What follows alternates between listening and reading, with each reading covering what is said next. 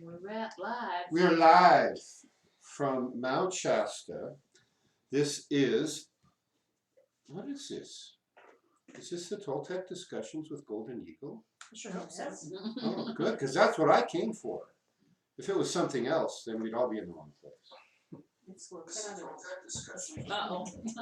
You've got to mute that. I got it. Apparently I forgot that bit of preparation. I don't need to hear myself twice. So, who has questions or comments about the material we covered last week?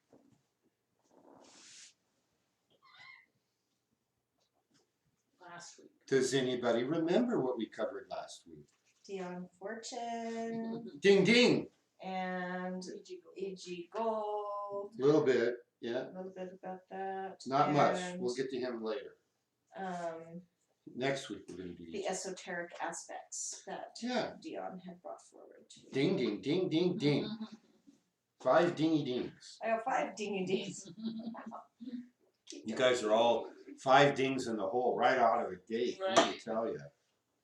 Okay, so we talked about Dion's book, primarily Esoteric Orders and Their Work. It's an attempt to convey the essence of what happens when we start doing the higher work. And what is the higher work?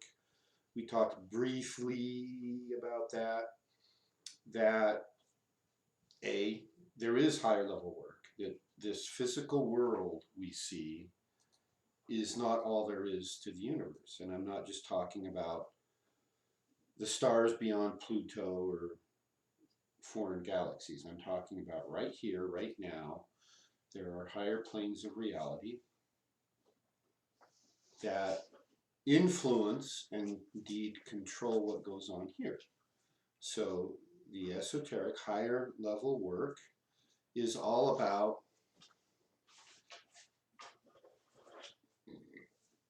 expanding your consciousness to be able to communicate with those higher planes. There are beings who live there, dwell there, and are doing work to promote the development of humanity into something beyond the capabilities that we currently have as a race. And by race, I mean the human race. I care not one bit about the amount of melanin you have in your skin or not. I don't care if your eyes are more slanted than mine or not. None of that matters. If I take my dagger out and cut you, I care what color your blood is. It's red blood, we're good to go. You're part of the human race. It's not red.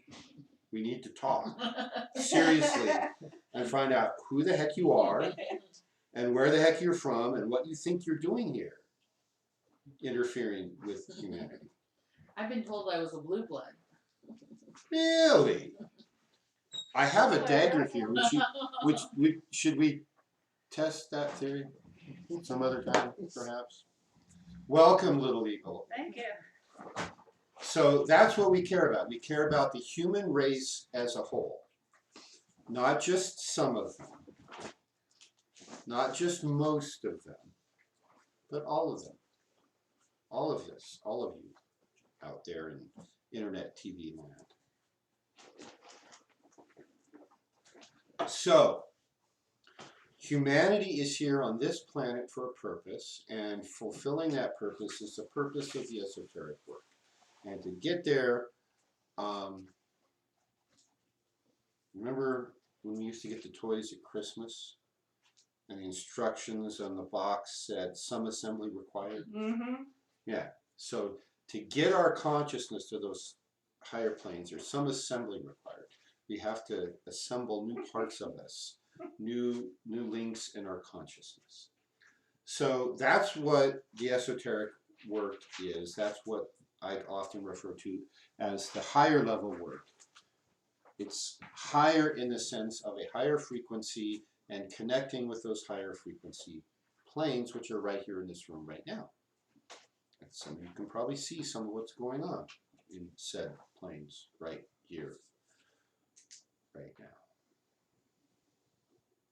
So the next book that I want to talk about is The Training and Work of an Initiate, also by Dione Fortune. And what this is, it says, okay, you bought into the idea that there's higher level work that can be done and you can be trained to do it. Most of you can. I've seen people fail. No one in this room has failed, but I've seen people run away screaming from this work. So, as has every teacher out there, because it's not for everybody. This is not easy. I will even go so far as to say that it's hard. There's certain aspects of it that are easy, and there's certain aspects of it that are not for everybody. But the aspects that are hard or easy for each of us are going to be different for each of us. What was hard for me may be easy for you, and vice versa. So, one of the things she starts talking about right in chapter 1 or something has to do with the progression of this work beyond any one incarnation.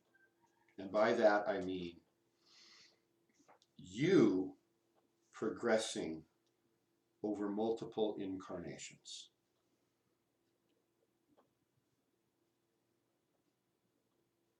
Every spiritual system, every major and probably all the minor ones too, I can't speak to all the ones I don't know anything about, but every religion, every spiritual system through history has acknowledged the reality of incarnation, reincarnation. We die, we maintain our eternal essence, we come back into another embodiment, we grow another step or two, hopefully. Hopefully we don't backslide. It takes a lot of work and preparation to create a human body, a human organism that our higher spirit can inhabit. It takes a lot of work in the higher planes to bring the right conditions to pass so that you have the optimal circumstances for your growth and development. And we've got a little over 6 billion people on the planet right now. Every one of them has had choreography from the higher planes to attempt to give them the right conditions they need for their own growth and development. That's a lot of work. Mm-hmm. Therefore, don't waste your incarnations.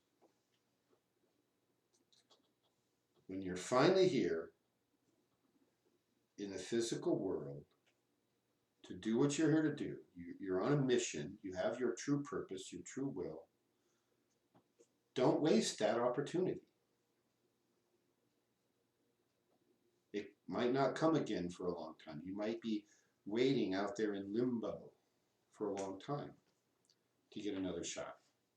There's a waiting list to get to Earth because of the unique differences of what Earth is and why Earth is a unique place in the galaxy, in the universe, at a unique time, and what's going on with the transformation of the Earth as well as the human race as a whole. So there's a waiting list. Yeah, the population has boomed in the last 100 years. I don't remember exactly what it was in 1900, but it was a lot less. It's way more than doubled. It's tripled or something like that. And there's still a waiting list for people to get in. And you're here. You made the cut. And so when you find this work, the first time you find this work, you progress, and then you die. And then you come back, and you will more quickly find the work, or what it is you're supposed to do to get ready. And once you find this higher work, you will very quickly progress to the point where you left off. And then that's where a lot of people have problems. Because then the progress isn't so fast. They start to plateau until they do further transformation. So like some of you went to the level 4 back in January. That was a major piece of transformation and alchemy, that you are not the same and never will be, those of you who went through that. And so that bump is yours, provided you don't choose to throw it away, do something foolish. You know?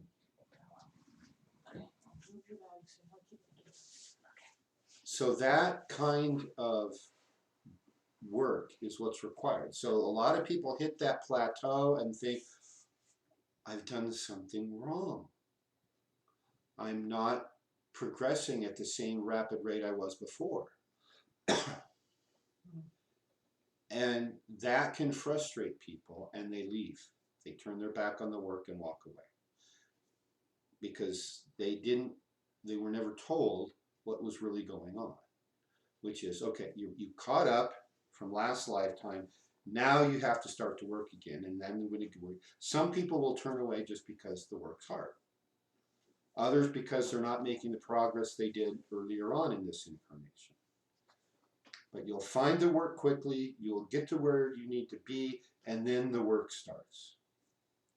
And so once she makes that clear, she goes on to talk about what exactly is the work.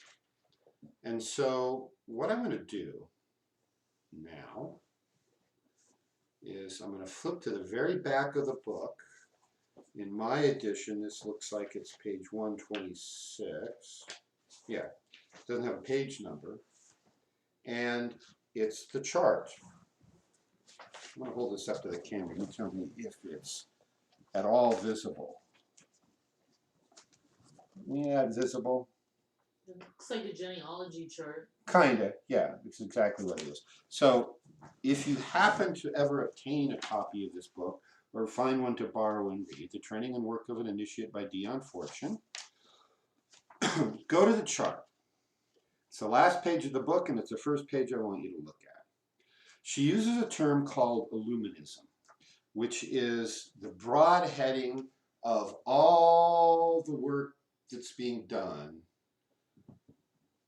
and all the ways it can be done to raise your consciousness to make those higher plane contacts to further humanity.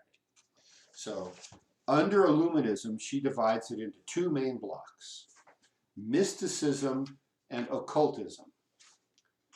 Occult is a word that's not my favorite, only because it's been so misused throughout history. Occult means hidden. So when the moon goes across the sun during a solar eclipse, the moon is said to be occulting the sun, and the sun is now hidden. That's a Latin term. It was used accurately for many years to describe this work that we're doing with the hidden planes, the unseen plane. You can't see it. So are we just crazy, or are we really communicating with higher level beings? And what proof do we have? And oftentimes there's volumes of physical proof that, yeah, this is real. We can see it. When you train and you start to see on the astral level, you see the unseen planes. They're no longer unseen. And you go, oh, I get it. Sort of like riding a bicycle. You know, before you learn to ride a bicycle, all you have is descriptions from other people. Hey, I rode this bicycle. And you're like, yeah, right.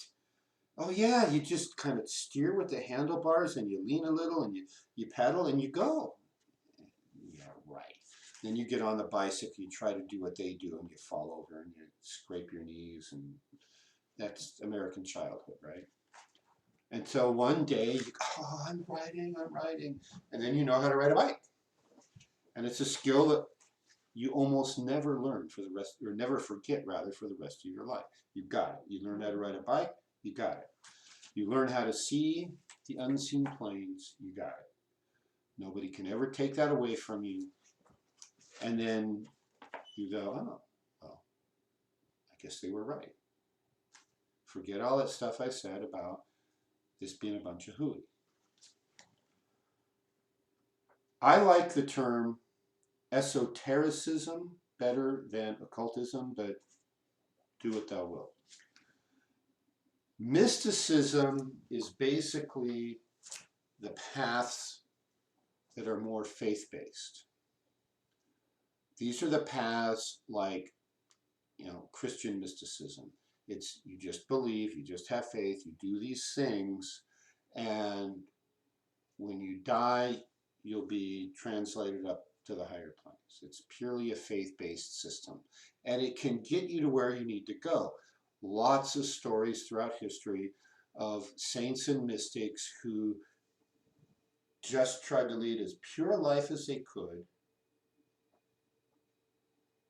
and then they had that aha moment. And then they knew.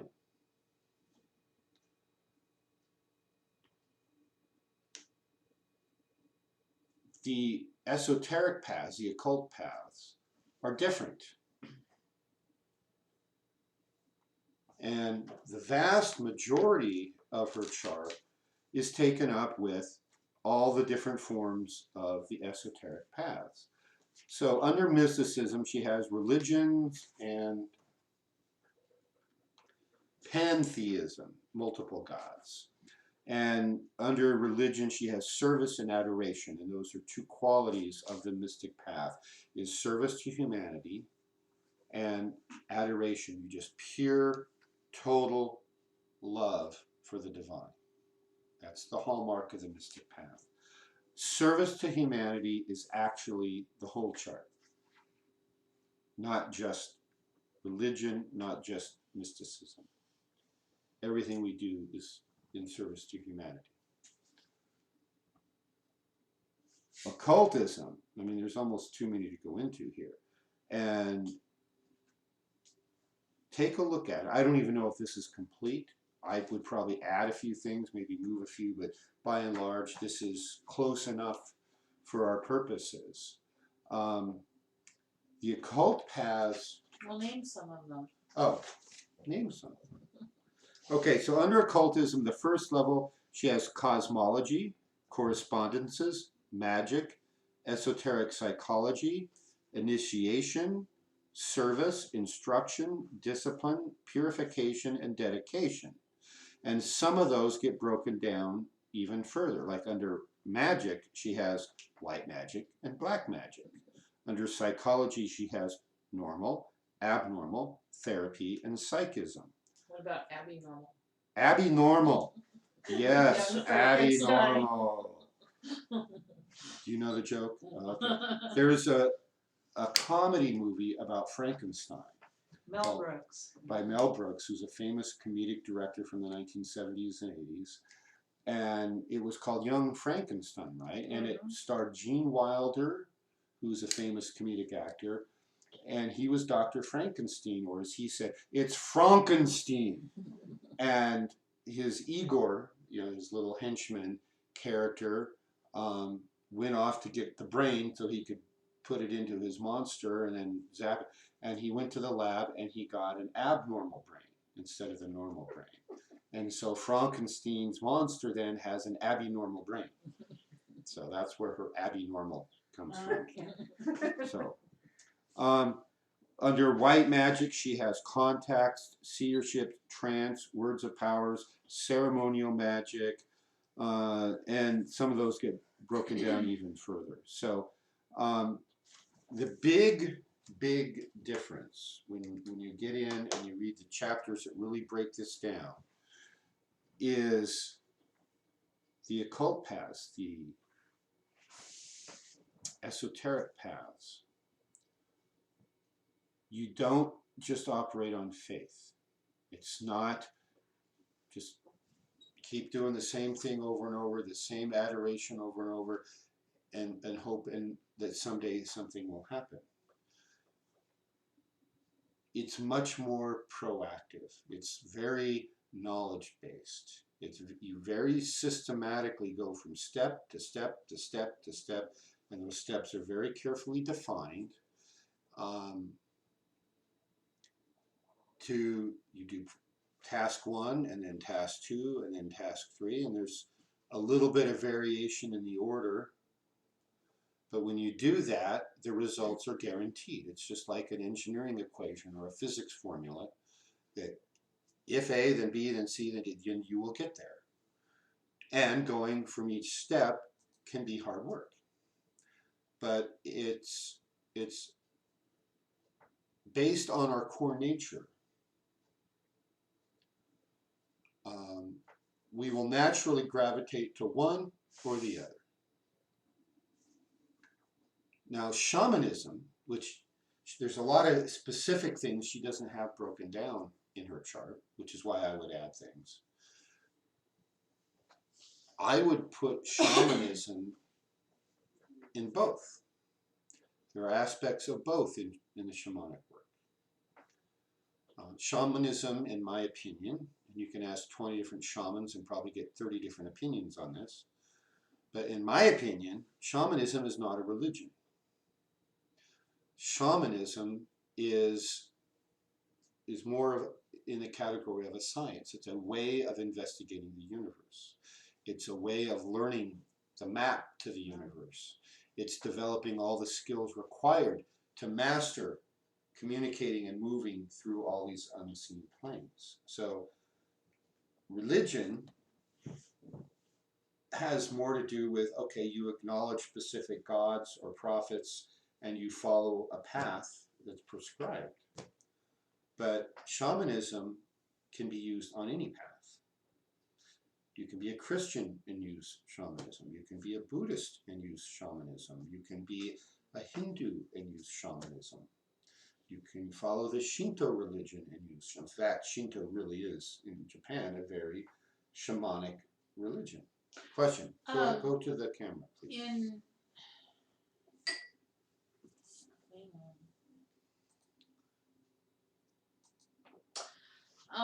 In the Celtic structure, they had the druids who did certain specific offices. Like there was a sacrificer, there was a bard, there was a historian, there was the ones that memorized all the genealogy, there was the healers, and so that was like the priestly caste. But in my studies of the Celts, I believe all the normal people were still practicing shamanism. So in other words, they weren't reliant upon their druidic caste for their spiritual needs. Mm-hmm. They already had, and so I think there's a dovetailing here with what we're calling shamanism with some of the more pagan or nature worship cultures, which of course early Europe or Celtic society would have been. Yeah, I would agree with that. The paganism is what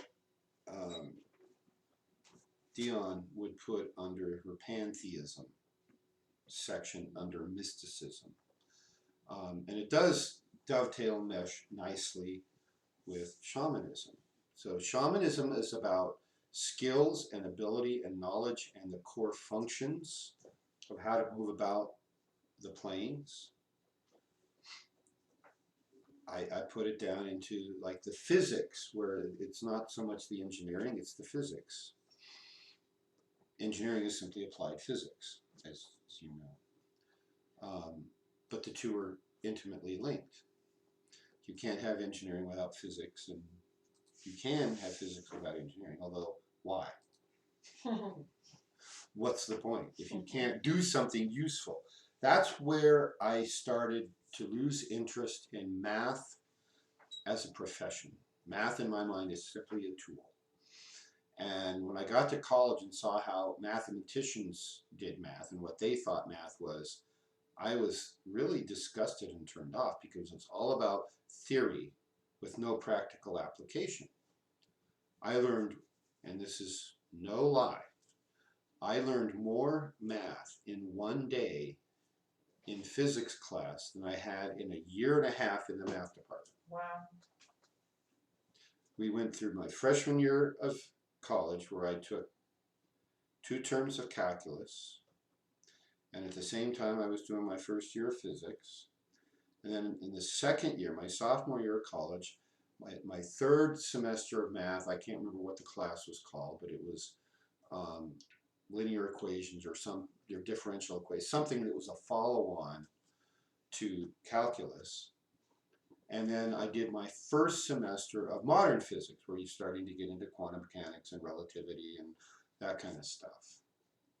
And so then, first day of the second semester of my second year of college, Professor Gunsel, Craig Gunsel, and he was my favorite physics professor, he gets up and says, okay, you finished a year and a half of physics and a year and a half of calculus, or whatever the math was. He says, I'm going to put 2 problems on the board right now, and you've got 5 minutes to do them. And if anybody gets both problems completely right, I'll give you an A for the class right now, and you don't have to come back. Get my pencil out. And he was, one was a differential problem, one was an integration problem. And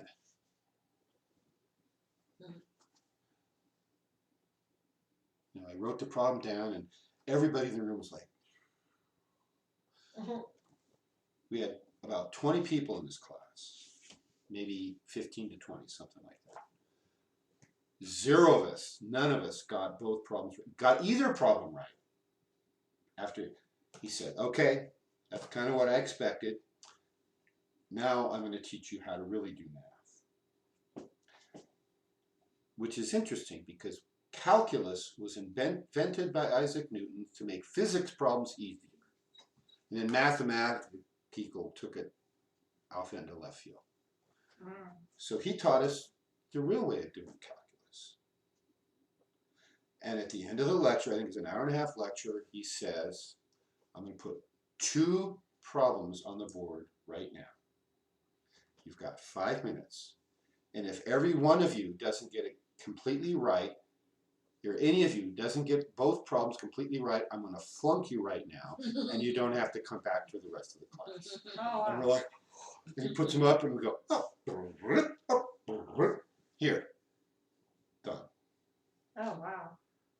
We all got both problems completely right. That was Professor Gunn. More math in one day. Maybe in an hour and a half. In an hour and a half than we got in a year and a half of the silly math department, who's hung up on theory, not practical applications. And so that's a little story that I hope gets into you the notion that this higher plane work, this higher level work, must always be practical, or what's the point? Who's online tonight?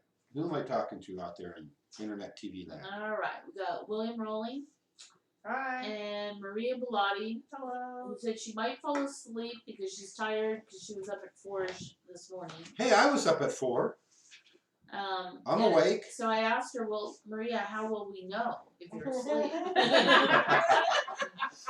And she said you won't know unless you ask me a question and I don't say anything. That sounds like Maria. It's very logical. And then Dennis is online, Dennis? and we have 3 people unidentified. Unidentified. One of them might be Sarah. Uh-huh. Right. So one of them is Sarah, and hopefully Serenity is watching. And Probably Melanie, maybe. then Melody should have signed in if she was going to do that. And Has anybody heard if Patricia is back in town? I've seen her car. What does that mean? Well, before I didn't see it where I thought she was out of state, and I've seen her car, but I haven't communicated with her. Have you seen the car moving about? I've seen the car gone, and then I've seen the car back. Yeah, that means something. That means something. Okay.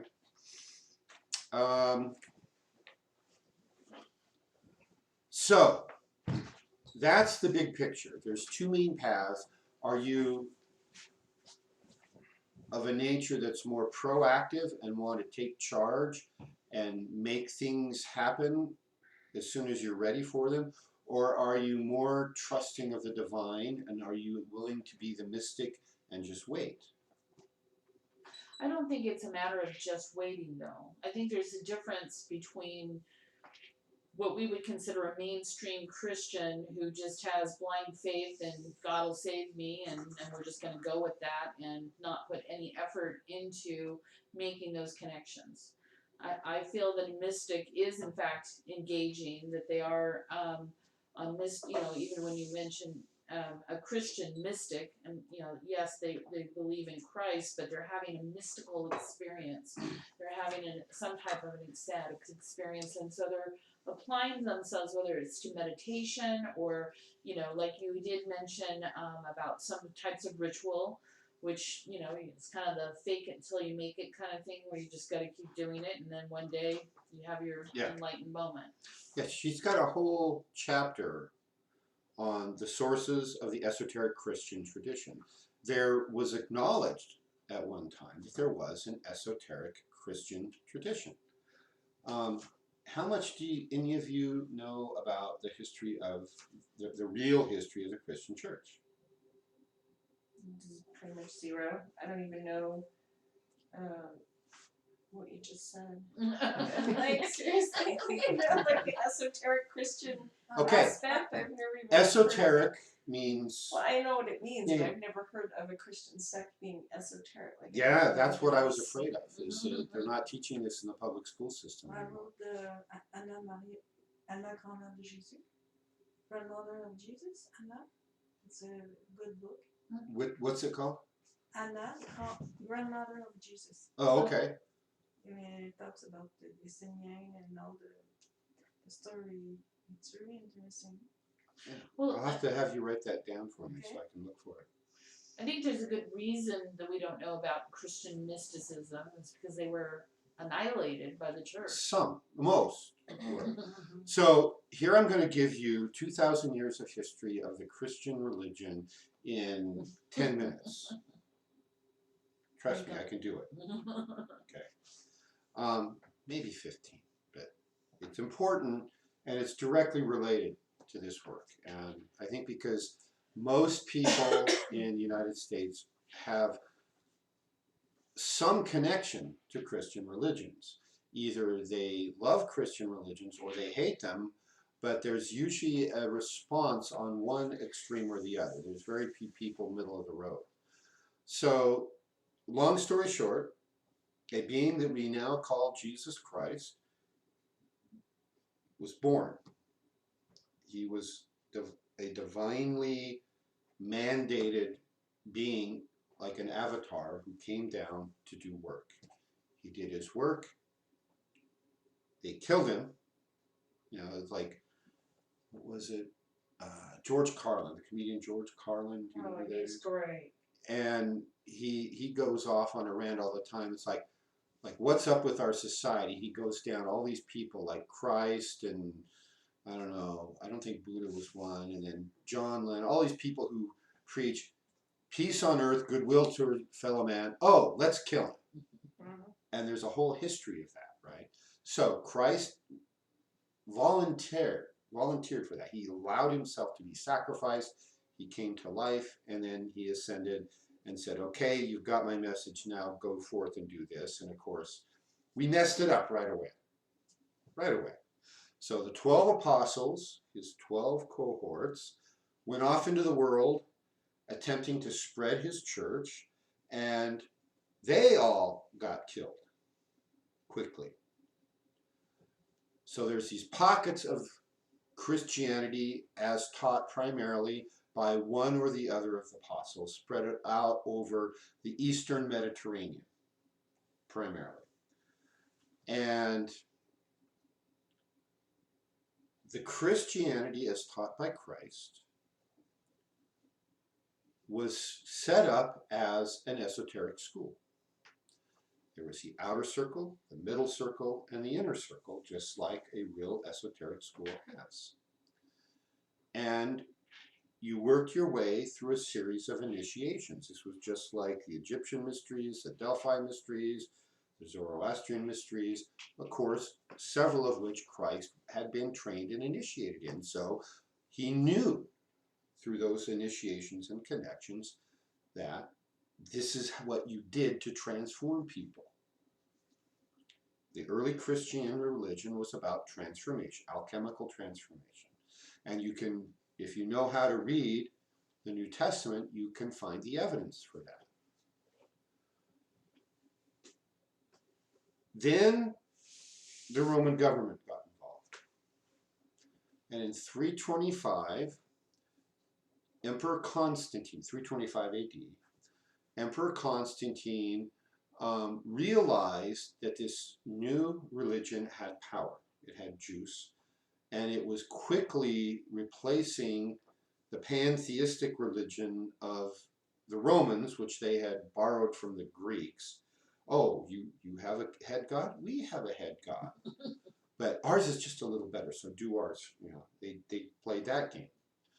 So Zeus became Jupiter, and so on, down the list of Greek gods. There's the Greek name, and then there's the Roman name. So these pockets who held this thing, they were all teaching similar, but there was a lot of variation. And so the Emperor Constantine realized his religion was losing. And so what he wanted to do was he wanted to co-opt and take over this new Christian religion. But he wanted it done in a way that there was a couple key things he wanted. Number one, it had to be standardized. None of this sect doing it that way, and they did a little different, and they did it a little different. It all had to be one standard religion.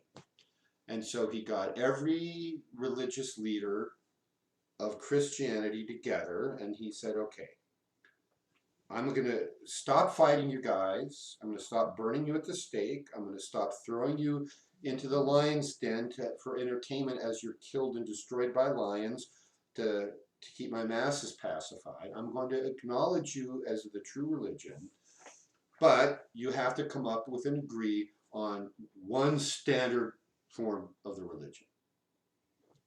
This conference that was held in the city of Nice, not in France, but it was called the Nicene Conference, I think in what's now Turkey. Because by that time, the capital of Rome had moved from Rome over to Turkey and later would be called the Byzantine Empire. And so they went through every scripture, every document, every parchment that they could find about the history of the Christian religion. And they, okay, that's in, oh, okay, that's out. Well, there's 8 versions of Genesis, you know, pick one. Well, they didn't, they picked 4. So there was probably like 18. And so they kept a core that they would agree on, all these monks or whatever you call these religious leaders at the time. And then there's a whole pile of stuff they didn't allow in. Well, a lot of what they threw out was the esoteric writings. They got rid of it because it was hard to understand. It was confusing. It was all written in allegory. And with no training, you pick it up and you go, what the heck is that talking about? Question. What's allegory? Written in allegory. And it's like an analogy or a comparison. So when I talk about the Plato's allegory of the cave, we tell the story of the people trapped in the dark who think the whole universe is shadows cast on the wall by a fire that they can't see, and the shadows being cast by people moving in front of the fire whom they can't see. And they're supposed to infer what the universe is by looking at these shadows in a dim light. Thank you. And so the allegory then is, that's an analogy for the state most of humanity is living in. Right. And the esoteric work is getting up and going outside the cave, and on your way out you see, oh, there's the fire, there's these people, it's casting shadows, I can see that now, and go outside and realize, oh, there's a whole world out here that I couldn't see. Okay. So that's an allegory for real life. So a lot of, or parable would be another. Okay. So the parables, the allegories, and they're hard to understand. So they threw those out. Well, the people who knew and saw what was being thrown out weren't terribly pleased. And so they split off from what at that time became the Roman Church, or the Roman Catholic Church, and they formed what was called the Orthodox Church. And so in Greece and in Russia, you still have the remnants of the Orthodox Church. And splitting off from the Orthodox Church were the hardcore esoteric sects like the Gnostics and the Essenes, who said, we ain't going to play that game. And they would go off literally and hide, because from that moment on, the official church and the official Roman government did not like them and would seek to kill them. There's a connection to the Templars too, to the Greek church. Yes. And especially in architecture, you can see it. So these little pockets of Christianity who still held the true esoteric work, or as I call it, Christianity as actually taught by Christ, that had the 3 levels of initiation, they disappeared from history about that time. They would crop up here or here or here. There was a group called the Cathars, who appear to have either split off from the Gnostics, or they had some similarities with the Gnostics. The Gnostics were the largest group who held a lot of the knowledge in the scriptures that were rejected at the Nicene Conference. What's that? Is that, And we have a lot of those scriptures. During the book burning frenzy of the Roman Catholic Church during medieval times, they were after several things. One of which was getting rid of all the Gnostic scriptures. Another was getting rid of their history so they could rewrite their own. So what even historians today claim is the true history of Europe and who did what and when and the kings and all this historical timeline stuff, a lot of that is actually false. We go right back to, and we know the name of the person, I have it written down, I don't remember it right now, who was the priest who went through and rewrote European history. And that's another story for another day. But the Cathars ended up settling in the southern region of what is now called France, in that region whose I have trouble pronouncing, Languedoc? Languedoc. And which happens to be the region where Mary Magdalene and Joseph Arimathea went after Christ ascended. And the Cathars settled there, and everyone at the time, including all the officials of the Roman Catholic Church except the Pope, acknowledged the Cathars as being the purest, most saintly people they had ever met and seen, who literally practiced their religion and didn't just preach it. And the one thing they would not do, because they knew the truth, was they would not acknowledge the Pope as the head of all of the Christian religion in the world. And for that, the Pope declared war on them and sent an army, and he killed over 50,000 people. The Cathars were all put to the sword, and they wouldn't fight back. They passively, they got a few things out, and a few people escaped, but then the rest just passively sat there and died. And one of the quotes from that time was that the streets ran red with blood, rivers of blood from that day. That's what we call it, the Dark Ages. Yeah. So that level of knowledge, that hidden knowledge, that esoteric Christian knowledge still exists. It takes work to find it. And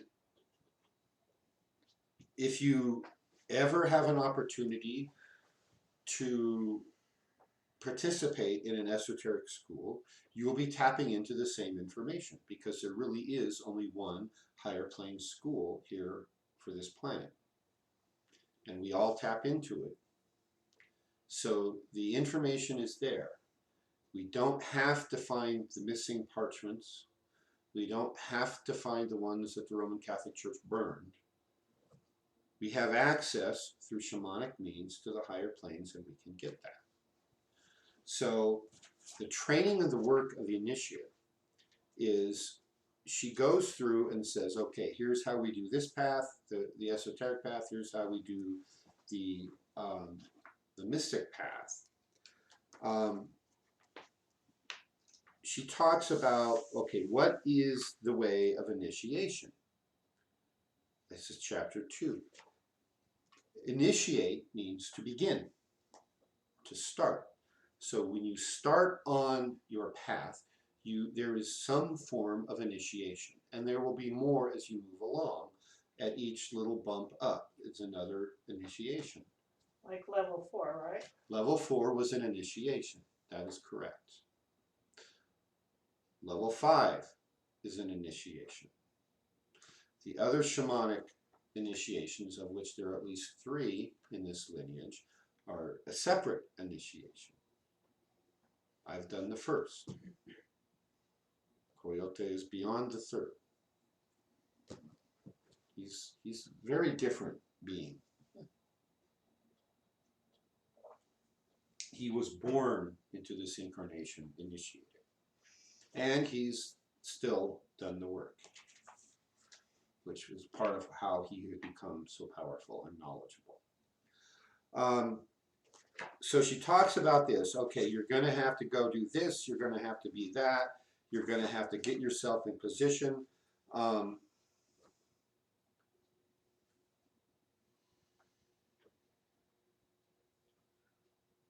We take spiritual initiation when we become conscious of the divine within us and thereby contact the divine that is without us. It is well known that like attracts like. And what's the physics principle that explains that? Entanglement. Partly, Law of attraction. which is based on a physics principle of resonance. I just think got a demoted ding, I think. That's a negative thing. That's Took our my ding away. That's a great shirt. Take my thing away. It is well known that like attracts like, parenthetically through the physics process of resonance, and that sooner or later we tend to drift into the society of our fellows. Especially is this true of those who have contacted the divine. The great mental currents which play through the cosmos, just as the invisible magnetic currents play around the earth, bear him to his appropriate place. And so you all get picked up from wherever you were and transported to Mount Shasta and go plop. There you are with your fellows, get to work. This is why esoteric science never goes out to seek its pupils. It knows that its pupils will come to it. And here you are. We never see the occult lodges advertised, but we do feel the setting in of a current in men's minds. What? You say that last part? We never see the occult lodges, so, hey, look at me. Yeah. Yeah. We just wait. and they show up.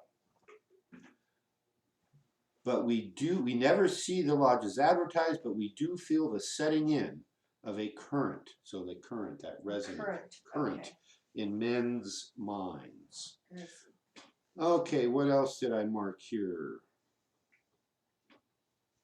Esoteric science always thinks in terms of an evolution, whereas the ordinary man thinks in terms of an incarnation, a single life. This difference of viewpoint fundamentally influences their attitude towards life. To the one, death is the end of it all. To the other, it is the end of a phase. To one, it is a cataclysm. To the other, a sunset that you know will come again. So that's an eloquent way of saying the whole process of reincarnation that I was referring to earlier. You will come back and you will pick up where you left off, as long as that's your intent. And there's people who come in and they forget, or there's people who see the truth and run away.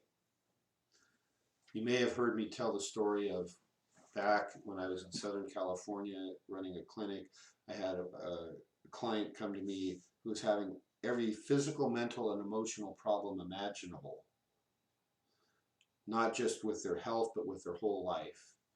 And it very quickly became clear that this was a spiritual issue. And I wasn't far enough along in my spiritual path to really take on the mantle of being a spiritual counselor, but I was kind of starting, right? And are you aware that there's this concept of a true purpose in life and you need to be doing that? Oh yeah, I know all about that. Really? Oh yeah, I talked to God. God told me what I'm supposed to do. It's, that's great. People spend years getting to that point. It says, yeah, but I'm not going to do it.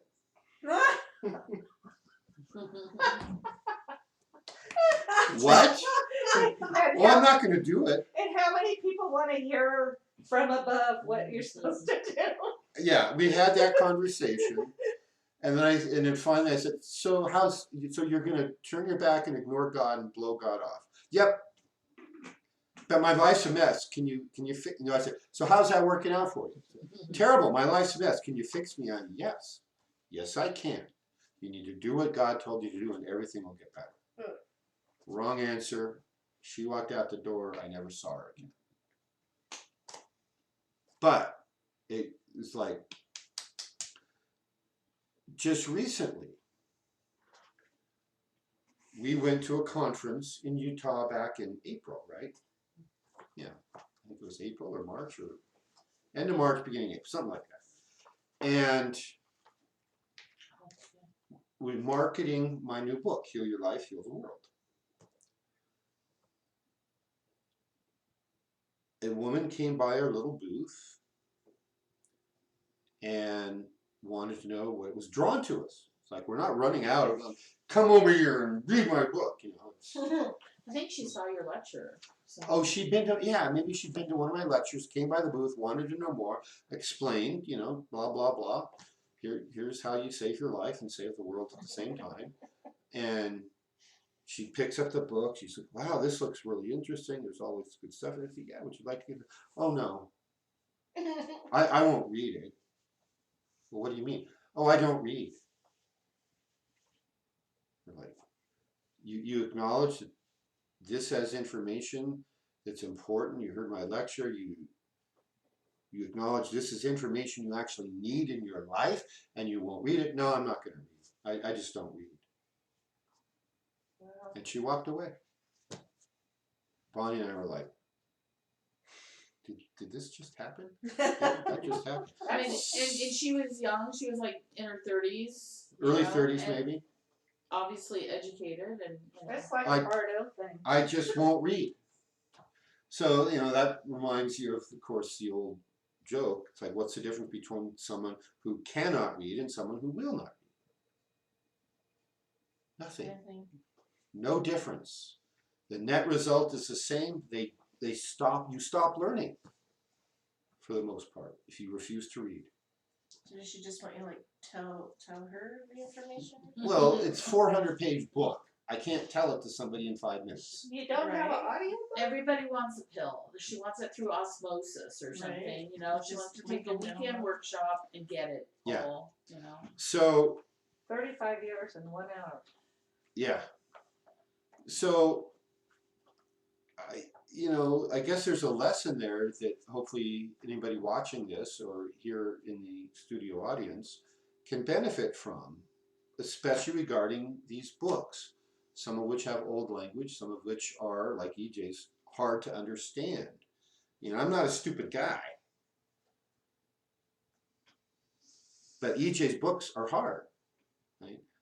And it's once I started getting into the esoteric sciences, it's like, it resonated, and it's like, hallelujah, I'm found my peeps, right? I'm home, and I'm trying to devour these books as fast as I can. I remember it took me 2 months to read one of the Blavatsky books, the first Blavatsky book I got. Can I try on the fan? Yeah, Sure. go ahead. Please. I didn't think it was, but yeah, the air outside kind of stagnated, so sure. And the first time it took me 2 months to go through this book, and I had to have a dictionary next to me, right? It was work. But if you want to get the information download, the first layer, and open yourself to the higher download, you have to do the work. And so here is a woman as simple as a book on nutrition and health and detoxification and living as a holistic community. It's all in my book. No, won't read it. Then we're done. She's done. She will not make any of the higher leaps as long as she maintains that attitude. I have no cure for that. Nor does anybody. That can only come from within each of us. We have to have that drive to do the esoteric work. We have to have that drive to be willing to put ourselves in a position where, darn, this book looks hard. I got to pick up a dictionary and read more dictionary than I do book. And when you come out the other side, you will be transformed. That's what I did for that book. Yeah, that is part of the transformation process. Preparing for initiation. So she's got a whole section here that talks about what it takes to be ready for this. You have to be living a clean, honest life. You can't be, a snake oil salesman. You can't be a huckster. You can't be lying. You can't be living a lie. You have to be honest. You have to be as pure as you can. You can't be a thief by night and pretend to be a pious monk by day. The higher planes know this stuff. They see it. When you show up at the doorstep of an esoteric school and the head shaman or the head teacher looks in your fields and sends you away, and you go, why? They know. We see. And if we're not sure, we ask our higher plane connections, and they go. And we go, okay. If the higher planes say, no, this little Eagle Yvonne chick. She's me. Well, you are sitting right in front of me. And I don't want to scare away the new guy. Right. No, he's a good guy. Don't do that. So you have to be ready, And in the days when we can't be broadcasting this kind of stuff on the internet, we're here, and nobody knew what was going on. The only way you were invited in was because the dwellers on the unseen plains would go to the head of the school and say, go down the road to that little village of Mount Shasta. There's this chick named Yvonne, and you need to make contact with her and get her one-on-one and invite her in, and you were given one chance. If you said no, that was it for this lifetime. Okay, she's not ready this lifetime. But if She was told that this is an opportunity. Do you want in or out? And if she says yes, then It's she's her in. fault, Mm. because you're at Nina's. Well, you saw us before that. Yeah, I saw you before that, but when Bonnie was talking it.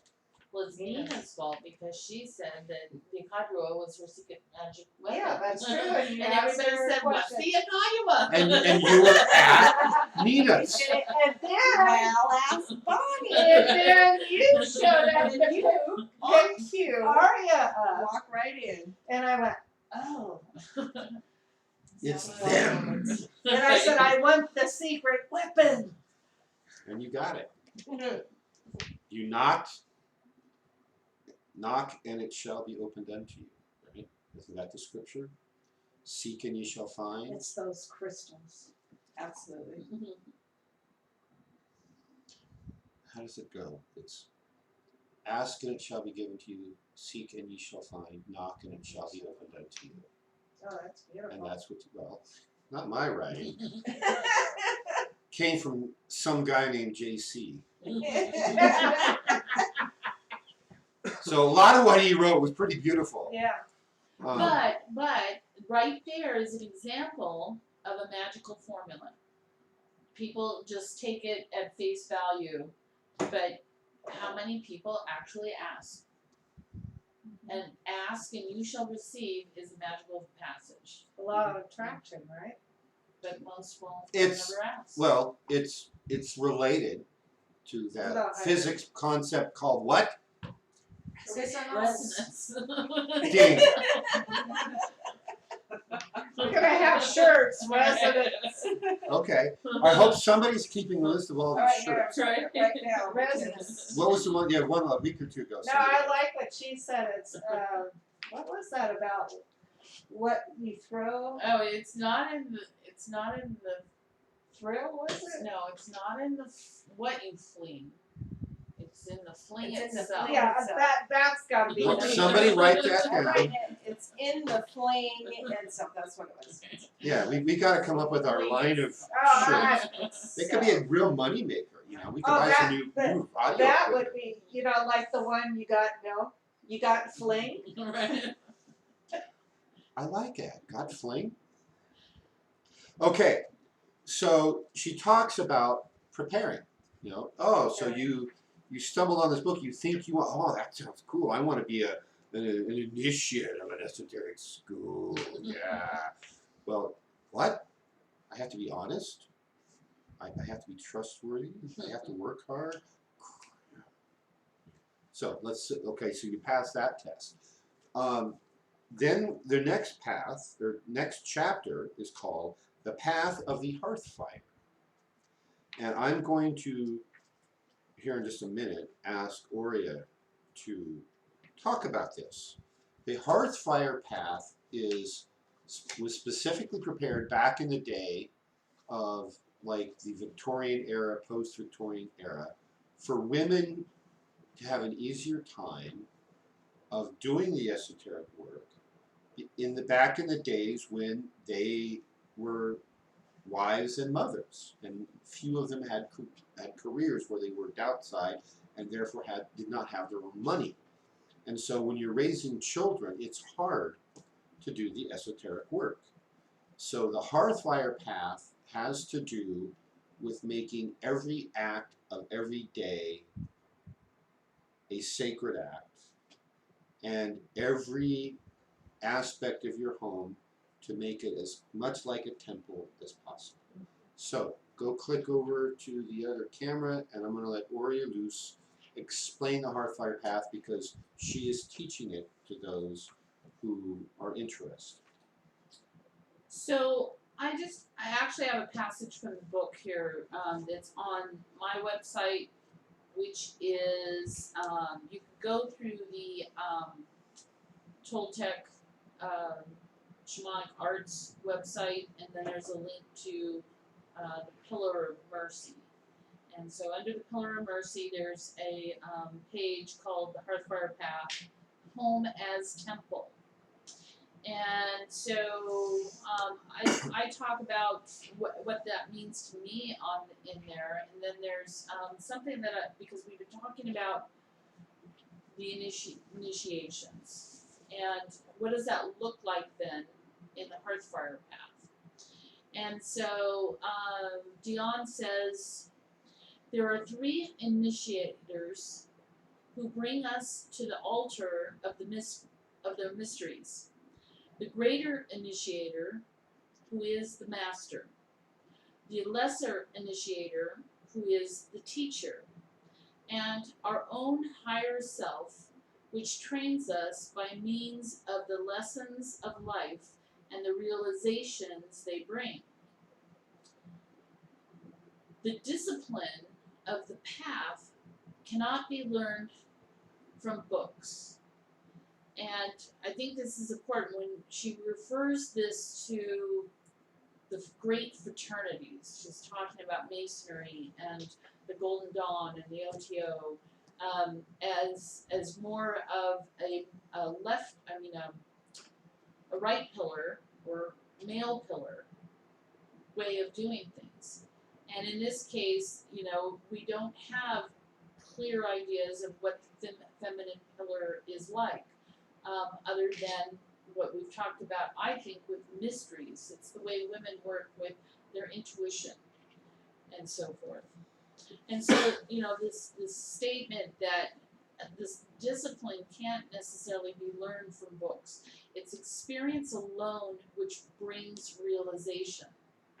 Let us therefore accept our karma as the first initiation. Let us strive for a mastery of ourselves and our circumstances, which shall give us serenity under all conditions. What cannot be cured must be endured. This is the first lesson which karma teaches us. The adept is a man of unruffled serenity, for he is a man of perfect self-control. Let us strive for mastery of the inner astral kingdom of the emotions. Once we have acquired this, we have the key of the astral plane in our hand, ready for the time when the initiator shall bring us to the door. So, there you go. That is a really nice summary of the initiation process, not just in the Hearthfire path. So some of you have been to some of our activities that involve an invocational dinner, where we create a temple space, we have an intent for the activity. The intent is usually something I bring through my ancestors, my higher plane contacts. The people who are invited, we specifically invite certain people who need to be there because the invocational dinner is a transformational experience. Aurea then prepares a meal and does every act with intention and holding that higher intent in mind. Do you want to add anything about how you do that process? Well, that's part of the process I'm in training and learning right now. So Okay. I don't want to say too much about it other than it's a matter of going back to basics, holding your attention, and having an intent for every single thing we do all the time. Then. So last weekend when we were, or whenever it was, when Sarah was helping prepare the salad, she had to dice up all the carrots and all the celery and all the cucumbers into tiny, tiny little bits. And she did that very methodically. All of her attention was there, even though everybody else was like running around trying to get everything ready. I watched her working and just left her alone. She did a fabulous job, and that food comes out different way better, more energy. You can taste it, you can feel it. And so then in the moment of a true invocational dinner, when I invoke something higher, that's why I'm invoking something. So that's why it's called an invocation. The food becomes transformative. It becomes a sacrament at that point, carrying the message of the transformation that we're trying to induce. And that becomes part of it. You're eating a prayer. Yeah. And that energy, that message then is incorporated into your being, and you are perpetually transformed by that. So that would be an example of the hearth fire path then merging with some of the male pillar work. So we do that from time to time whenever we're directed to do so, called to do it. We pay attention. So that's the hearth fire path is every act. You keep your home a temple. All right, what else does she say about this? Okay, so she's got in the book 3 parts. Part 1 is the ethical portions, and that's mostly what we've concentrated on. Part 2 is theoretical, and then part 3 is practical. So part 2 is where she goes into all the aspects of Illuminism. So she's got 3 chapters on Illuminism and then a few others, and that's where she talks about the esoteric Christian tradition that we had mentioned earlier. And so I'm going to let you just read that. I'm going to jump up to page 99 because that's where the practical part begins. See? Part 3, practical. I'm sure you've read that quite easily as I flashed it in front of the camera. Chapter 13, the training of the mind. We all could train our minds to be better than they are. Right? So she goes into some of the skills and talents you have to develop and how to do that. One of the things she points out that is done with every initiate into this process, into doing the higher work, is we all have an affinity towards the occult path or the mystic path. Once you initiate and you begin this process, they make you go work on the path where you're the weakest. Oh, Mr. Golden Eagle, you think you're an occultist because, no, go be a mystic for a while. Oh, Little Eagle, you're a mystic path person. Well, guess what? We're going to dump you over here, and you're going to do the occult path and have to fill in all the gaps. It's filling in our gaps, right? I still think it's, I mean, I know there's differences, but it still seems very much right brain, left brain. You know, women in particular are more right brain, we're more intuitive, we don't need a recipe to make cookies. But when we're trying to make rocket fuel, we better have a recipe and know how to follow it exactly. So, you know, that's why I couldn't apply my cookie making techniques to goat yogurt. You know, it had to be more scientific than that. So when we're talking about magic or, you know, alchemy or, you know, Tesla technology, you know, we need to dot our I's and cross our T's, and if that's not our natural mode, then it seems like we need to put more energy into that. Whereas some people who are overly technical might have to be blindfolded and tickled, you know. The It can happen, George. the goat yogurt. The goat yogurt took months to get off the ceiling. And because it's a 10-foot high ceiling and I'm the tall one, guess who had to clean it off? Even though I'm not the one who blew it up. But I'll get over it someday. Someday. It's actually great because for the rest of our life in this incarnation, I get to remind her of the goat yogurt. I got others. Good comeback. But you know what? She got really good at making yogurt and Yeah, cheese. yeah. Phenomenal. The only thing I missed about having goats was her cheese and yogurt. All her food's phenomenal. Yeah, but she got amazing. I mean, it was just like rave reviews. If she'd ever entered it in a contest, she would have won. I know it. But you have to train the mind. So yeah, I had to go off and do a lot of mystic stuff and develop partly that right brain activity. Even the art stuff, that was all like totally new territory for you.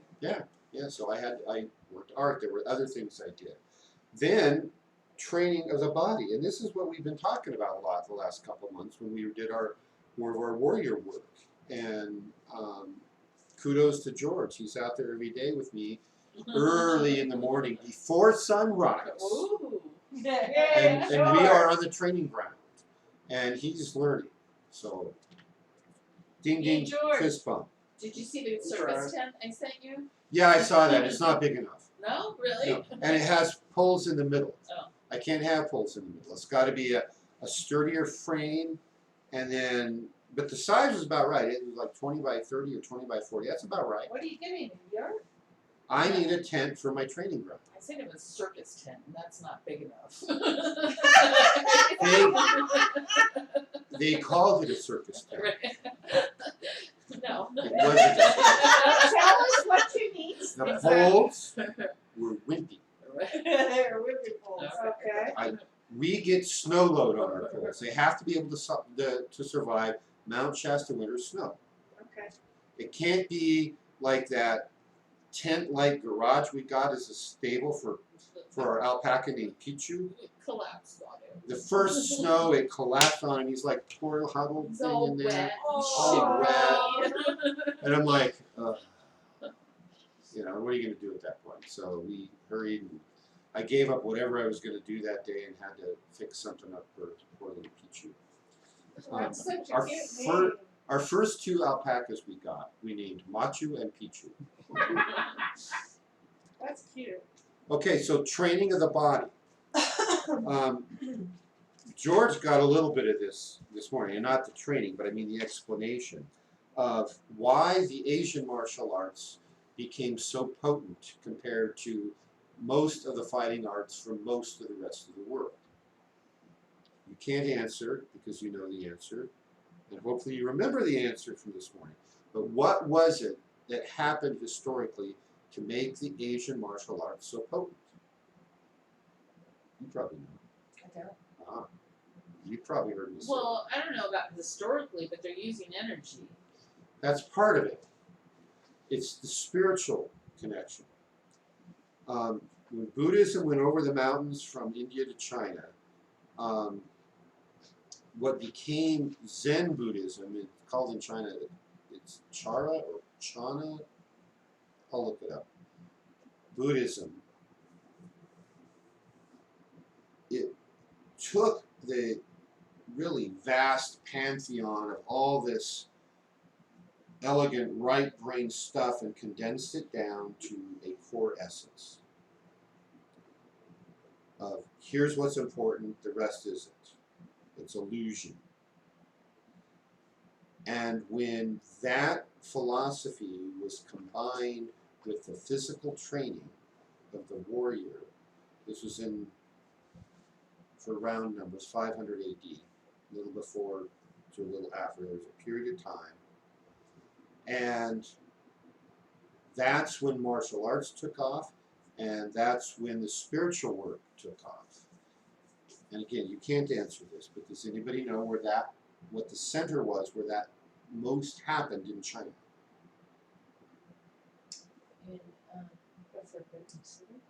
In the mountains of Hunan. Yes. What did The you say? Hunan province at the Shaolin Temple. Oh, So the monk's name was Da Mao, and he went there, and they had already been established doing Buddhism for a long time, and so the monks were going there and trying to transform, and they were working across lifetimes, but they weren't making enough progress. they weren't healthy, they were dying young. And so he instituted some physical training practices that basically morphed into becoming Kung Fu. And what they found was they made faster progress spiritually by being physically healthier, and they started emphasizing radical things like nutrition and more work with the energy and physical training, which alchemically transformed the body, which made a stronger link for the spirit. Okay? And vice versa. So they made better spiritual progress, they made better physical progress, and from there, the martial arts spread. And within 100 years or two, it had spread to Japan and Okinawa and Korea and throughout Asia. And one of the two styles I've trained in karate is called Shorin Ryu, and Shorin is the Okinawan pronunciation of Shaolin. Shaolin, Shorin. And that was monks had gone, teachers went there to train, Shaolin monks came to Okinawa to teach, and the version of karate that was most influenced by the Shaolin Temple became Shorin Ryu, and that's one of my lineages. So that work that she talks about here, the training of the body, is part of the alchemical process. We have to be healthy in order to vibrate. We need every molecule, every cell vibrating to be a receptor for those higher energies. We're making ourselves into an antenna. And we modify the nervous system, we modify the energy bodies connected to this nervous system.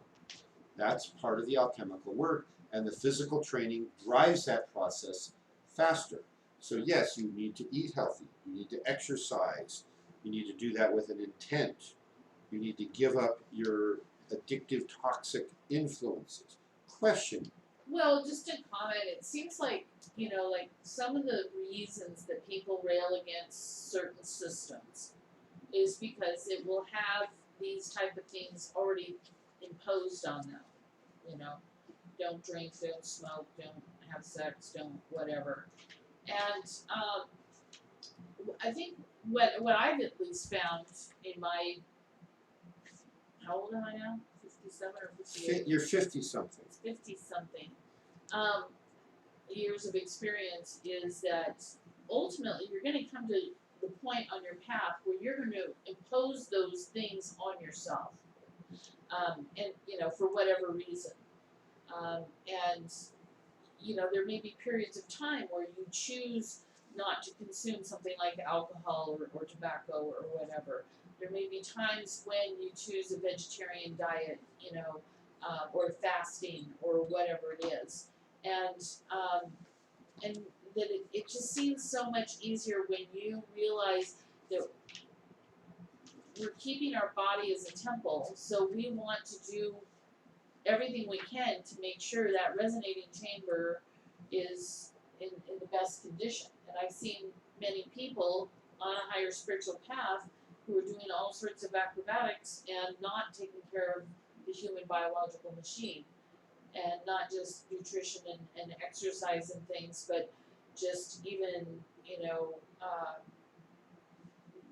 creating some kind of limitations isn't the right word, but it's at some point it's being a parent to yourself. Sometimes I think of working with the human biological machine as if it were a child or a dog or something, where you need to give it some healthy limits, otherwise it just goes crazy. Right. It's training the ego to work with you, not against you. We have to train our biological machine, which is a whole other conversation. But the physical training and taking care of the body is an important part of this.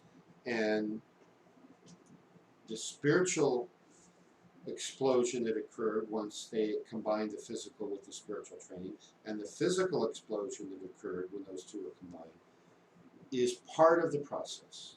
And it's one that I am now encouraging and pushing more.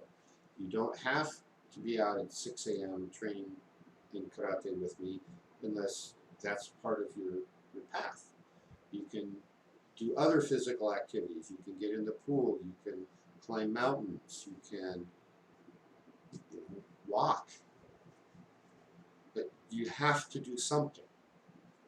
You can't just not do anything physical and expect to have optimal results. You have to, this is, in this incarnation,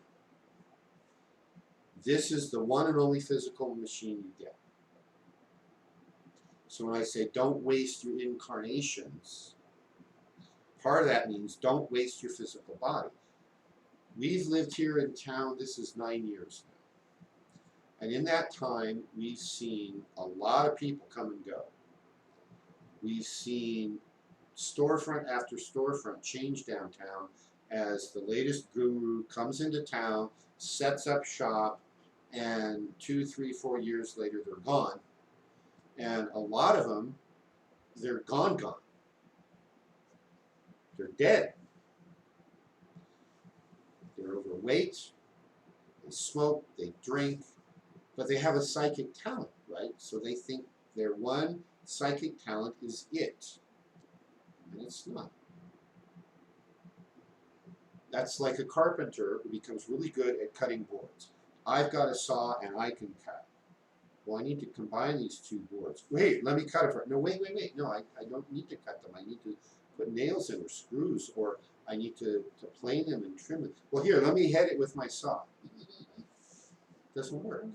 So you've got one psychic talent, you're a one-trick pony, you set up shop in Mount Shasta because it's spiritual, and surely everybody in town is going to flock to you for your one trick, and, 10% of the people come one time and leave.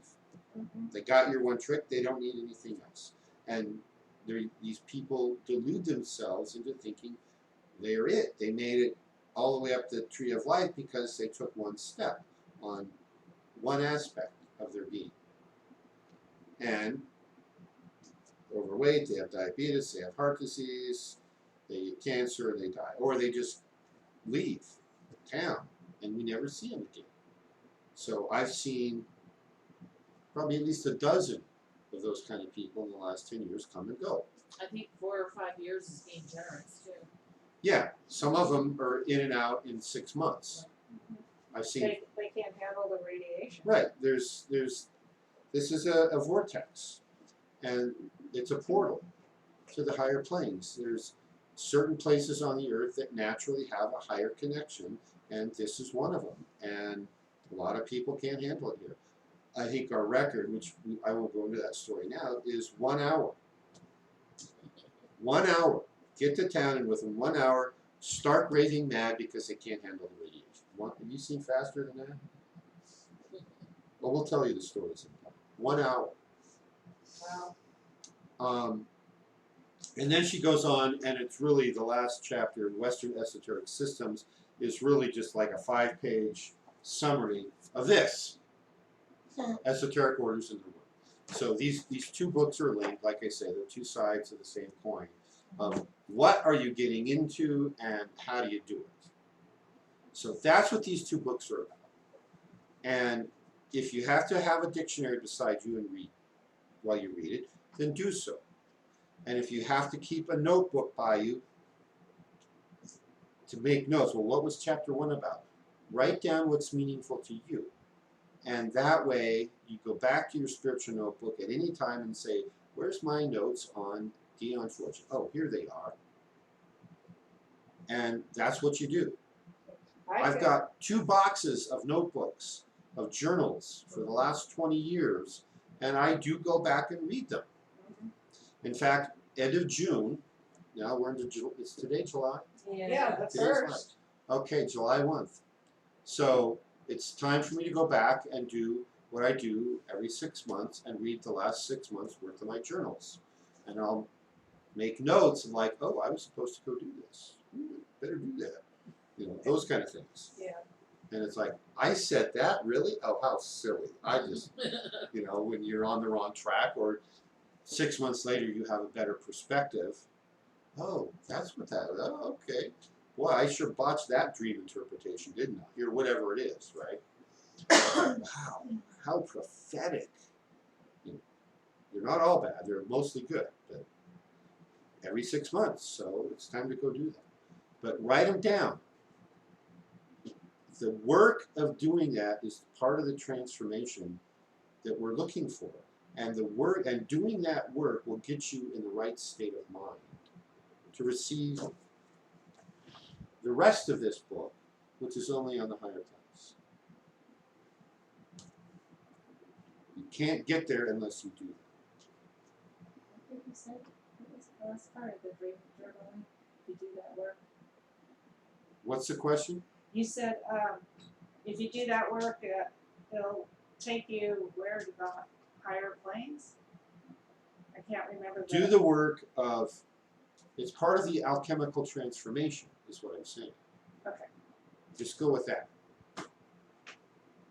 Without going back and replaying the tape right now, I can't tell you, but that was my intent. You need to do this work, you need to read these books, and some of you have, and you've given me reports, and that's fine. But if you haven't done, like the people who joined the school yesterday, then you probably haven't had time to do this work yet. So that's why these two books have been recommended to you. And I encourage you to read them. I encourage you to plow through them.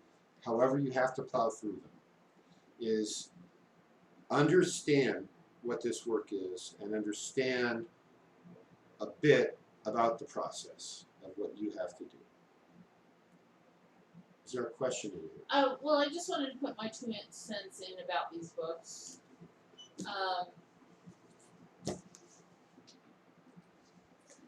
And that's that there really isn't anything else written like this. So unless you actually join an esoteric school, you're not going to know what the initiations are. You're not going to know what's expected out of you, what's the end results, what you're trying to actually what you're actually trying to accomplish. And so we kind of live in a unique time in history, I think, because anybody can be educated. We're all, for the most part, literate these days, and we take that for granted because 100 years ago, women in particular were not literate. And so that's where Dione is speaking from, in a time where not only were women denied an education, most people were denied an education, and she was a woman in a man's world of doing these initiatory type of work. So it's kind of a little snapshot, a Wikipedia version that's 100 years old of, well, what is an esoteric school, and what do you have to, what should you expect if you join one? And there really aren't other books out there that tell you that. If there are, I don't know of It's them. a roadmap. And Yeah. even if you get on the internet and you find, the Masonic, decoded rituals, or the OTO rituals, or the Golden Dawn rituals, or whatever, you don't have any instruction on how to use them, or what you're actually looking at. So in this particular case, at least she's giving us a structure so that we kind of understand the bigger picture as we go out onto our path. That is exactly why I recommend these two books. Is I'm not aware of anything more recent that it describes this process, and she does give us a roadmap. She does put it all in context, and yes, her writing style is old. She was writing 100 years ago, and it was the post-Victorian era. Women were horribly repressed, and horribly repressed compared to now. And for her to have been educated in this work, to be able to do it, was rare back then. It was rare. Blavatsky and a handful of others was it.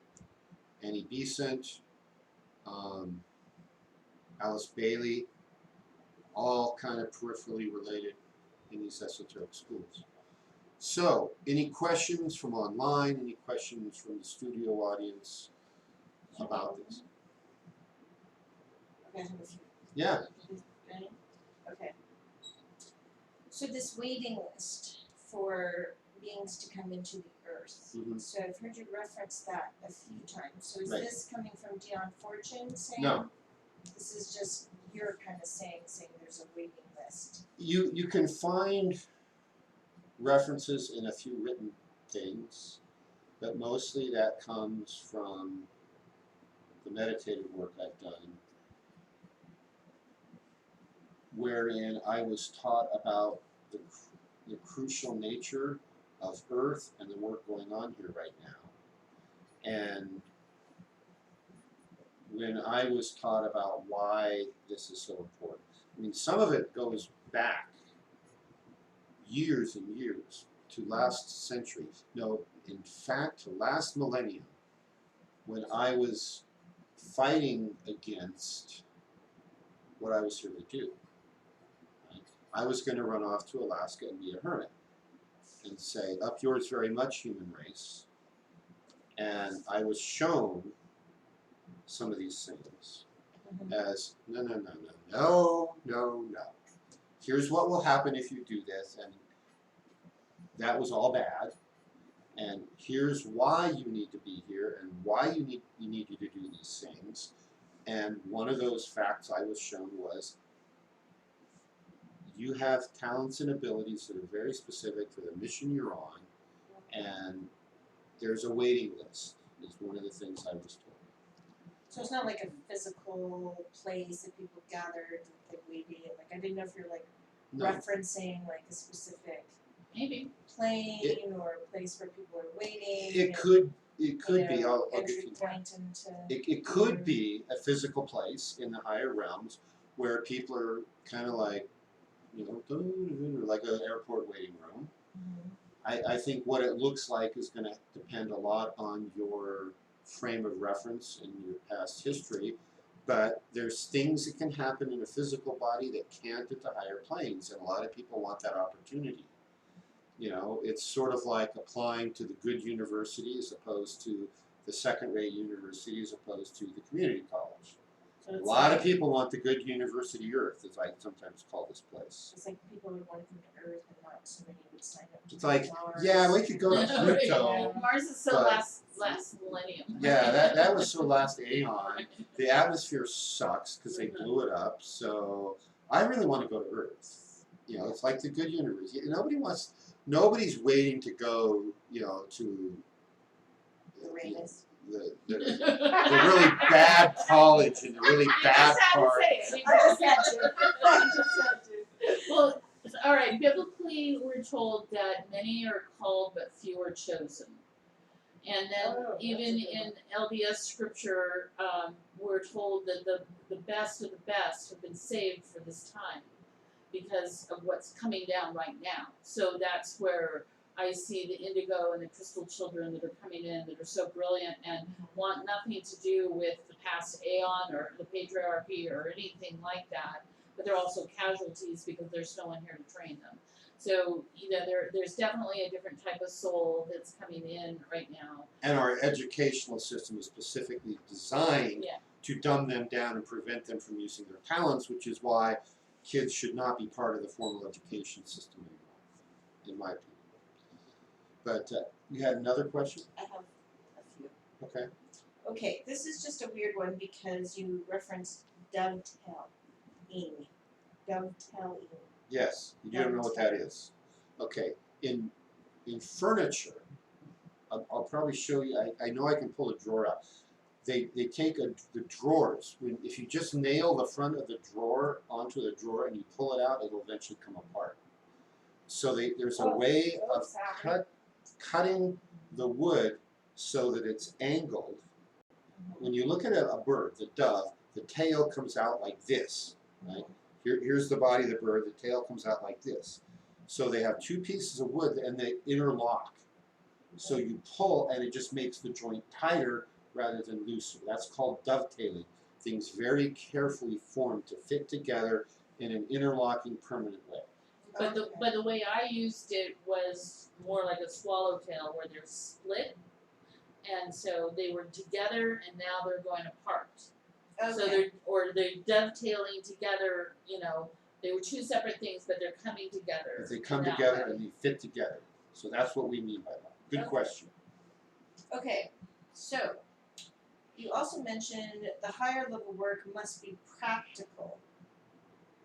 Right. Right. So that's like a very, very wide range to, you know, practicality. Higher level work must be practical. So, What I mean by that is we could all in this room sit around and agree that exercise is good for you. We could say, oh yes, look at all these benefits of exercise. But if none of us go out and exercise, what we have is exercise theory. We do not have exercise practice.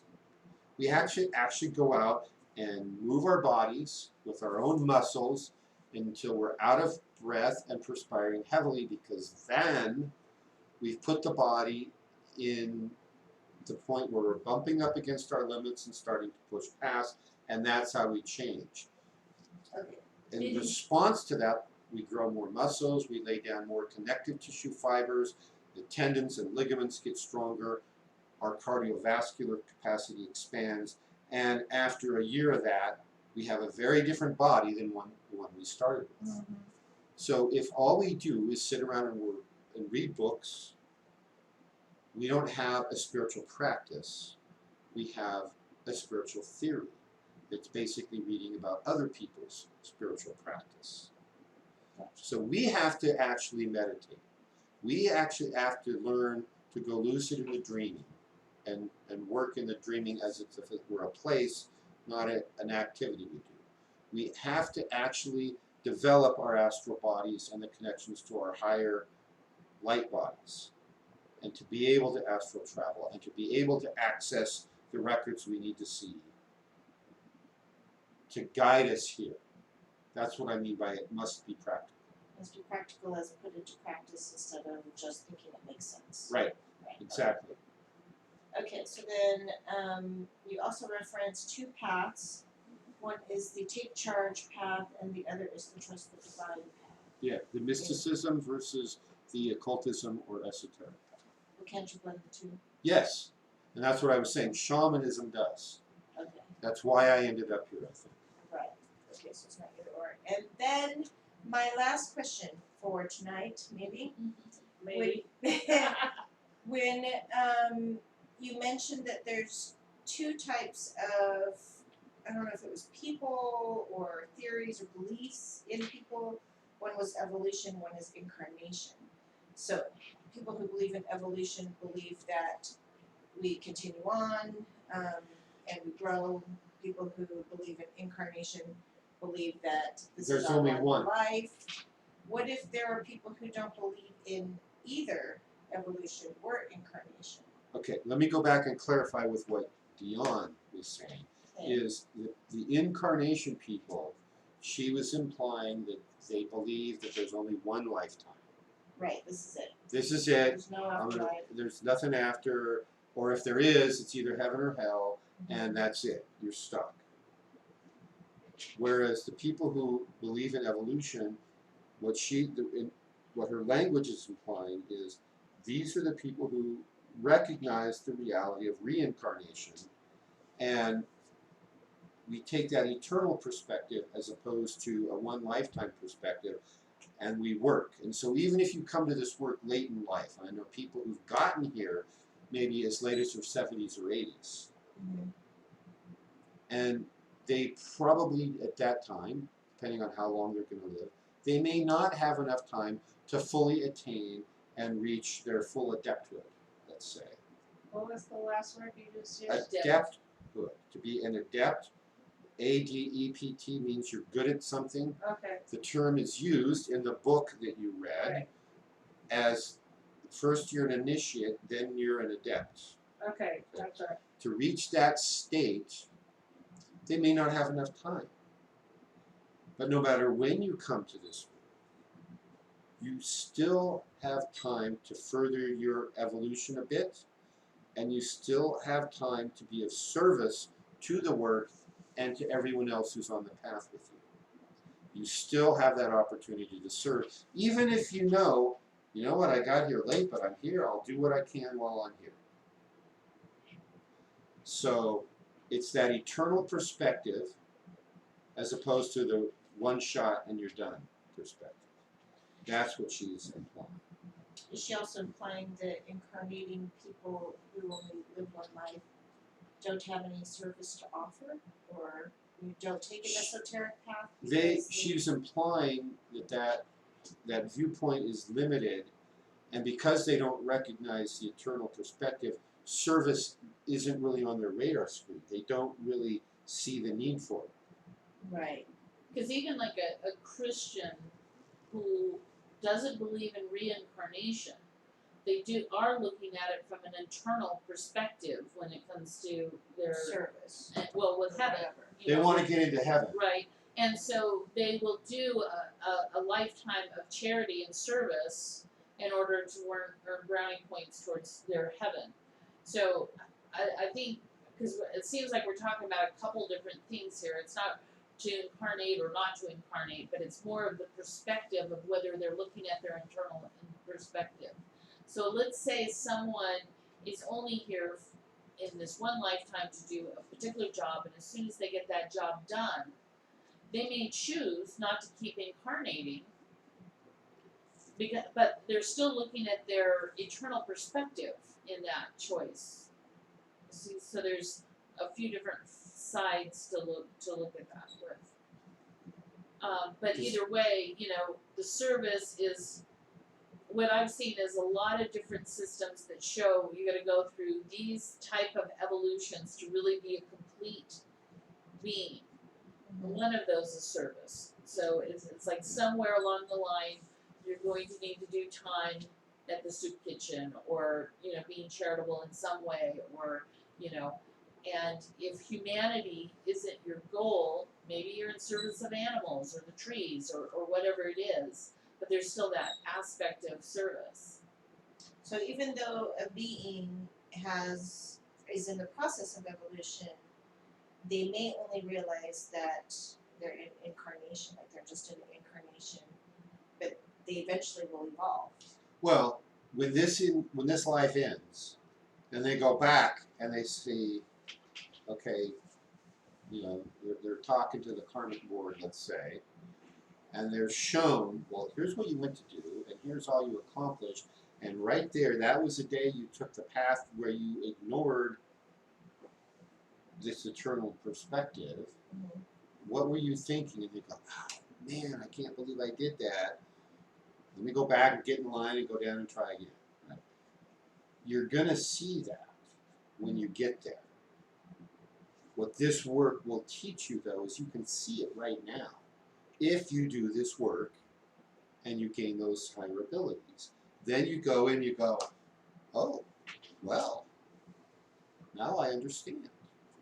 So, like the perspective of the Book of the Dead, the ABD is a translation from the Tibetan Book of the Dead, which has come down to us the most complete, which are the instructions on how to ascend, how to stop the karmic recycle. That's the hope, is to not have to keep coming back, like in a Buddhist way where you're going to come back as a rock or whatever, but if you don't have the energy, so it's an accumulation of energy, and most of us, it's taken us lifetimes to accumulate the enough energy to make it out of that karmic cycle of rebirth. But you still always have the choice to come back in a conscious rebirth. And you may choose to come back to finish unfinished work. You may choose to be born into the work, into a family or into a community where you're going to be taught this time as opposed to last time when you weren't, And I think what happens there is there's that division between the bodhisattva who's going to keep reincarnating until everyone returns. And that's not all of our will to do that. But for our own evolution, we want to make sure that we have the instructions and the energy to make a successful transition. And at the same time, do what we came here to do, which will have an aspect of charity and of helping and service. If not to the people, if not to humanity, to the absolute, to the creator. The structure of the universe and the operation of the universe is many orders of magnitude more complex than most people on Earth can comprehend.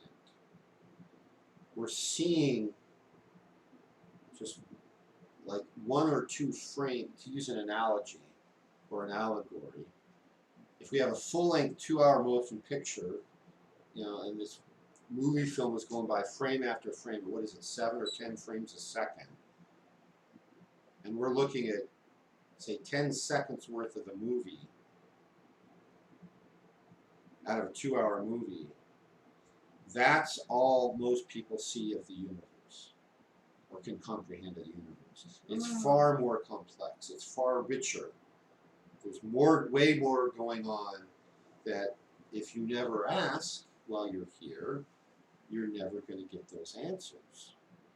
Those are the kind of things I ask when I go meditate. Like, okay, well, what about, well, you only need this much. Well, but I want, that's a little, okay, here's a little more, and then you get a little bit more, and then a little bit more, and every time you ask and you get a little bit more, and then you do what you're supposed to with that information, then the next time you ask, you get a little bit more. So it's one of those things, though, where if you ask and you're given the answer, then you have to go do what you're instructed to do with that. It's like knowing how to read and not read, right? Exactly. It's like, here's all the secrets of the universe. All you have to do is read this book. No, I'm not going to do it. And I can't believe the number of people I've met who that's their answer. No, I'm not going to do it. Any other questions? Maria asks, how did Helena Blavatsky make the sound of tinkling astral bells when she walked? Was it from the higher planes? Yes. Any other questions? No. She had very strong connections to the higher planes all her life. It's not a question, but I've heard the Dalai Lama and in channeling Sri Kuswar and other gurus of the Hindu tradition say there's a waiting list. And that's just all Oh, okay. I say. And all the masters that I've read are saying that there's a waiting list of people getting it, and every single person that's here has a special gift Right. And to give. most of them are ignoring it. Yeah. Well, and I think from our own personal experience, we have found where we have had a strong sense that this was something we were supposed to do. And by the time we prepared and got ready to do that thing, it was almost like, okay, well, you can do that. Well, here's an even greater thing that we need you to do. So that's where the many are called and few are chosen come in. I think are many, I think, that could do the job but choose not to. Well, you mentioned that earlier, and I had something I wanted to add to the conversation more. Many are called and few are chosen. It's sort of like many are called. It's like when the government is going to let out a contract, they put out what's called an RFP, or a request for proposals. We want to build this gizmo, this satellite, this facility, whatever. So anybody want to build it? Give me your best shot, right? You write it out and you send them all in, and out of the first 100 that apply, only 5 are chosen for the second round, and then so on. So the calling is out there. It's like an invitation. I invite anybody who wants to come here and do this work, and to do this work, it's required that you meet these criteria. And there's a list. And most don't say, yeah, I want to do it, but they won't work and meet the criteria. They just want it, but they don't want But to. they don't want to have to work for it. Right. And so the few are chosen, it's really a two-way choosing. There's few people who will choose to accept the invitation, and even among those who claim to accept it, few will do the work to be worthy to do the work. They won't do the prepared. It's like they want to get into med school without taking all the prerequisites. Well, you know, you have to hit the ground running on day one of medical school. You need to know all about biology and chemistry and physics and all this other stuff, because they don't take the time to teach it. They expect you to know it. So to get into the higher level work, there's prerequisites. And one of her chapters in this book talks about those prerequisites.